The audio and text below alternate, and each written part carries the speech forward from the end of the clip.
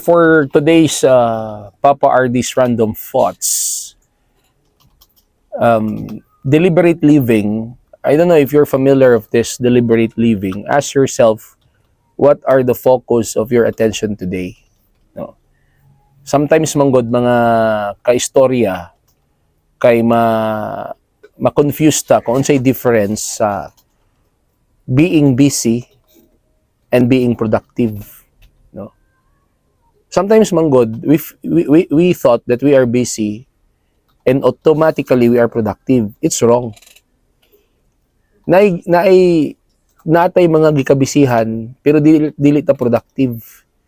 Pero na po'y mga instances nga murag dili ta busy tan-awon but we produce results. We are productive. So una nga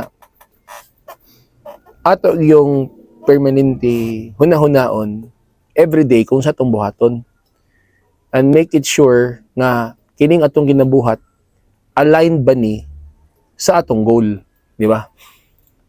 Kay ang goal manggod is like a roadmap sa atong kinabuhi.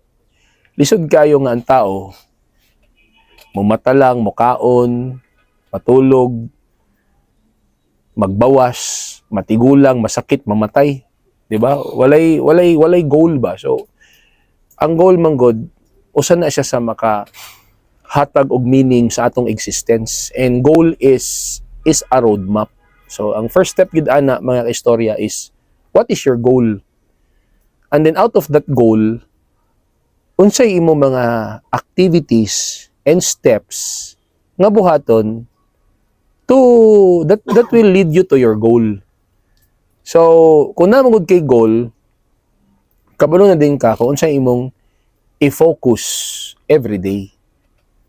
Remember, kung saan nimo stretch ang imong lawas, di gina nimo ma-stretch ang oras.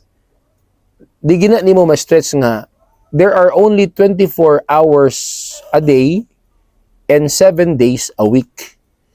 O na kana pag yung 24 hours, gibahin pag gina sa matulog ka, mukaon, maligo.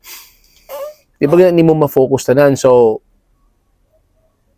mas patsada yun mga kaistorya na mo practice ta og deliberate living. So every day when you wake up, you ask yourself, what are the focus of your attention? Para dito ka. Ang problema manggod kay usahay ma-overplan ta ba?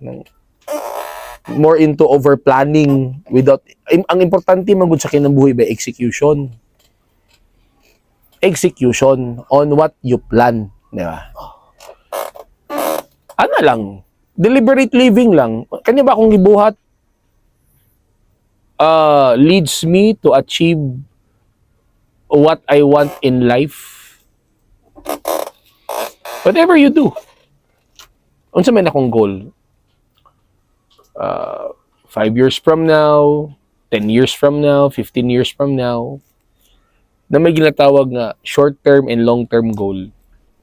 Mas enjoy man good ang life kung nagid kay roadmap. Kaysa mo matalang ka, wakakabalon sa imong buhaton. You know what? Wala mo ko nakabasag libro, pero kani personal experience, kung wala bito kay itinerary, kung wala naka-template imong daily activity, you feel bad about yourself eh. Like, lain ng paminaw nimo ba?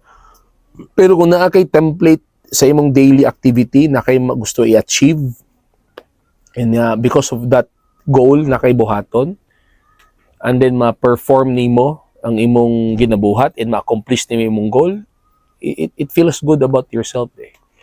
And it makes you feel good. So deliberate living lang ta, mga kaistorya. What are your focus? Uban man good kay labi na karon high technology na kayo. Wala, palagdas lang sa social media. Walay gibuhat, nagtutukay lang social media for one day. Ang sabay na hitabo, pag humana na, feeling drained, feeling unproductive, di ba? So, that is my question. What are your focus today? Focus your attention sa imong buhaton karon. And dapat ang imong buhaton, vertically align siya sa imong goal. Okay? Mga kaistorya? So more content like this, please don't forget to follow or add me as a friend sa akong Facebook account, Arvison Tulibas Arsua, or follow on my FB pages, Papa Space Capital RD.